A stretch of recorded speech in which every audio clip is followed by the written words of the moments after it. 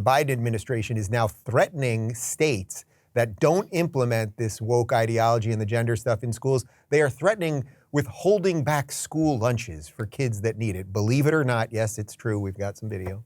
We're prepared for what Biden throws our way. And, yes, part of it's the inflation and the gas. Part of it are intentionally destructive policies like trying to deny school lunch programs for states that don't do transgender ideology in the schools. I mean, give me a break. Totally off his rocker to be doing that. We're fighting on that. Don't worry.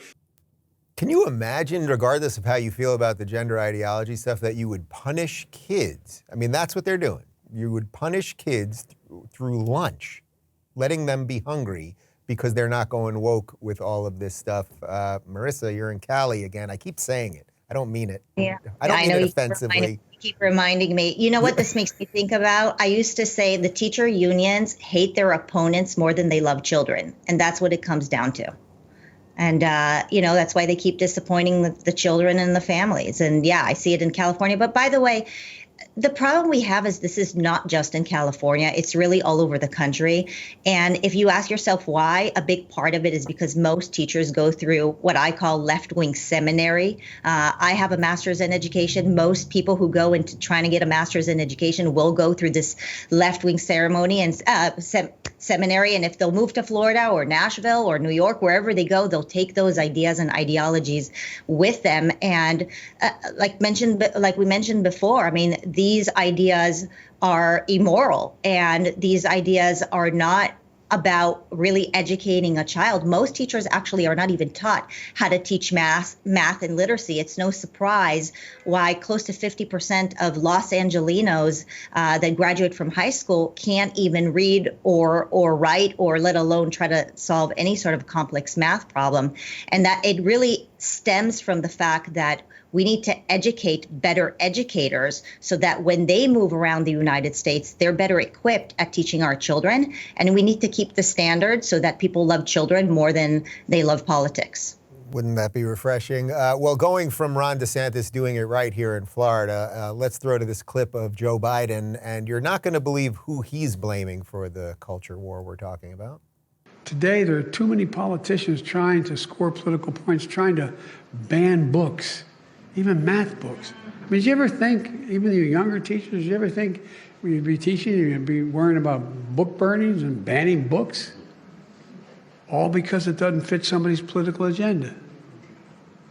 American teachers have dedicated their lives to teaching our children and lifting them up. We've got to stop making the target of the culture wars. That's where this is going. So what he's saying there basically is that any of these states that do anything about critical race theory or the gender stuff, that they're banning books, meaning they're not letting Anti-Racist Baby and the rest of it in the curriculum. We also don't teach Mein Kampf, I'm pretty sure. Debra, I assume you don't have a problem, and you're probably a little jealous as a Canadian that some states can do some stuff on this, right? Well, we're usually about 6 months behind you guys, so I have that to look forward to.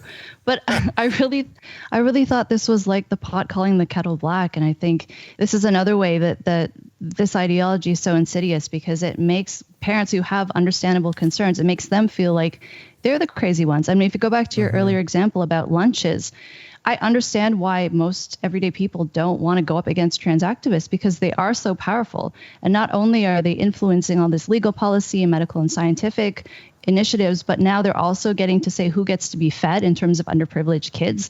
That to me what do bathrooms have to do with the well-being of children? I mean, it's totally crazy to me that if you have schools that say they're not in favor of this ideology, you're going to starve the children. Stephen, I assume you're against starving children?